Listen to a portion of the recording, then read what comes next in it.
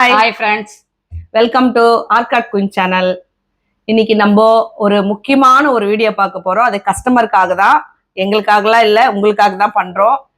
என்னன்னு பார்த்தீங்கன்னா மிளகா பொடி அரைக்கிறது. இந்த மிளகாத்தூள் நம்ம வீட்டு முறைப்படி அரைக்கிறது நான்வெஜ்ஜுக்கு, வெஜ்ஜுக்கு, பொரியலுக்கு எல்லாத்துக்குமே ஈவனா இருக்கும், நல்லா இருக்கும். எந்த ஒரு டிஃப்ரெண்ட்டும் தெரியாது. எப்படி அரைக்கிறதுனா பார்க்க போறோம். வாங்க வீடியோக்குள்ள போகலாம். எதுக்காக இந்த வீடியோன்னு கேட்டிங்கன்னா, எல்லாருமே மிளகா தண்ணி அரைக்கிறாங்க. எதுக்காக இந்த வீடியோன்னு கேட்டிங்கன்னா, பார்லருக்கு வந்த ஃப்ரெண்ட்ஸுங்கெல்லாம் வந்து நீங்க வைக்கிற குழம்பு மட்டும் ரொம்ப டேஸ்டா இருக்குது, அது எப்படி எங்களுக்கும் அதே மாதிரி மிளகா தண்ணியை அரைச்சி எங்களுக்கு ஒரு வீடியோ போடுங்க, நாங்களும் அதே மாதிரி செஞ்சு பார்க்குறோம் அப்படின்னு சொன்னதுனால இந்த வீடியோ நாங்கள் போடுறோம். எங்களை கேட்டதுனால இந்த மிளகா தனியா வீடியோ. சரிங்களா, வாங்க பார்க்கலாம். வீடியோக்குள்ள போகலாம். இப்போ மிளகா தனியா அரைக்கிறதுக்கு 1 கிலோ மிளகாய் எடுத்து வச்சிருக்கோம், 1 கிலோ தனியா எடுத்து வச்சிருக்கோம். மிளகா தனியா அரைக்கிறதுக்கு இப்போ நம்ம தேவையான பொருள் எடுத்து வச்சிருக்கோம். என்னன்னு பார்த்தீங்கன்னா உளுத்தம்பருப்பு, தூரம்பருப்பு, கடலப்பருப்பு எல்லாமே புடி அளவு தான். ஒரு புடி தான் எடுத்து வச்சிருக்கோம். நிறையலாம் இல்லை, வண்டு வச்சிரும், அதுக்காண்டி ஒரு புடி தான். அடுத்து பார்த்தீங்கன்னா 50 கிராம் வெந்தயம், 50 கிராம் சீரகம், 50 கிராம் மிளகு, 50 கிராம் கடுகு, 50 கிராம் சுக்கு, மஞ்சள் மட்டும் 100. இதுன்னா நம்ம 1 கிலோ மிளகா 1 கிலோ தனியாக்கு தான் அளவு. கருவேப்பிலை ஒரு 4 கையளவு பிடி காய வச்சு வச்சிருக்கோம். நல்லா காய வச்சு வச்சிருக்கோம். கடை வச்சு ஸ்டவ் பற்ற வச்சுக்கலாம். இந்த கருவேப்பிலையை லைட்டாக கொஞ்சம் வறுத்து எடுத்துக்கலாம். லைட்டாக, இல்லைன்னா கருப்பாயிரும். லைட்டாக சூடு பண்ணி எடுத்துக்கலாம். கருவேப்பிலை நல்லா வறுபட்டுடுச்சு. இதனுடைய கலர் தன்மை மாறக்கூடாது. ஓகேங்களா, அப்படியே தான் இருக்கிறோம். இது வறுத்துச்சு எப்படின்னு கண்டுபிடிக்கிறதுன்னா இது நல்லா இப்படி போட்டு இது பாருங்க, அவ்வளோதான். அப்போதான் மிஷினில் போட்டால் நல்லா அரைப்படும். அவ்வளோதான், அப்போதான் எடுத்துடலாம். அடுத்து இந்த பருப்பு வகைகளை போட்டு பொன்னிறமாக வறுத்துக்கலாம். எண்ணெய்லாம் ஊற்றக்கூடாது, பொன்னிறமாக வறுத்து எடுத்துக்கலாம். பருப்பு எல்லாமே கோல்டன் கலரில் வந்துருச்சு. தீயாமல் எடுத்துக்கணும், அவ்வளோதாங்க. ஒரு தட்டில் கொட்டி இப்படி ஆற வச்சுக்கலாம். அடுத்து கடுகு போட்டு அதே மாதிரி வறுத்து எடுத்துக்கலாம்.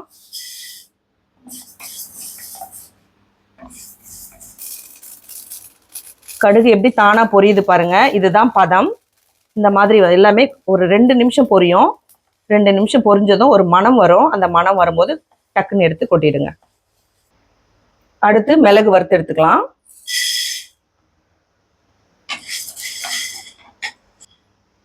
மிளகு வறுப்பட்டாச்சு, ஒரு நல்ல வாசம் வரும், அந்த டைம்ல எடுத்துடணும். அடுத்து சீரகம் போட்டுக்கலாம். சீரகம் வந்து பொன்னிறமாக வறுத்து வாசம் வரும், அந்த டைமில் வரைக்கும் வறுத்து எடுத்துக்கலாம்.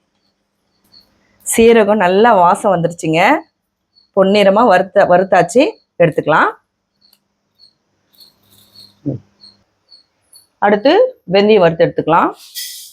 வெந்தயம் வறுக்கும் போது ஒரு மணம் வரும் பாருங்க, சீரகமும் அதே தான், அப்படியே மயக்கம் வரும் அந்த ஸ்மெல்லு. வெந்தயம் நல்லா வறுபட்டுடுச்சு, நல்ல மணம் வந்துருச்சு, எடுத்து கொட்டிக்கலாம். அடுத்து மஞ்சள் ஒரே 1 நிமிஷம் தாங்க. சுக்கு, அவ்வளோதான். இது வந்து ஒரே நிமிஷம் தான், ஏன்னா வெயில் இல்லைன்றதுக்காண்டி ஸ்டவ்ல அப்படி சும்மா போடுறோம், சூடுக்காண்டி. ஒரே நிமிஷம் போதும், அப்படி எடுத்துக்கலாம். எடுத்து ஆற வச்சுக்கலாம். மசாலாலாம் வறுத்து எடுத்தாச்சு. பேன் காற்றுல 1 நிமிஷம் ஆற வச்சு மிளகாய் தண்ணியெல்லாம் கொட்டி நம்ம அரைச்சிட்டு வந்துக்கலாம். மசாலாலாம் ரெடி ஆயிடுச்சுங்க. நம்ம இதை மிஷினில் கொடுத்து அரைச்சிக்கலாம். அரைச்சதும் உங்களுக்கு நாங்கள் காட்டுறோம்.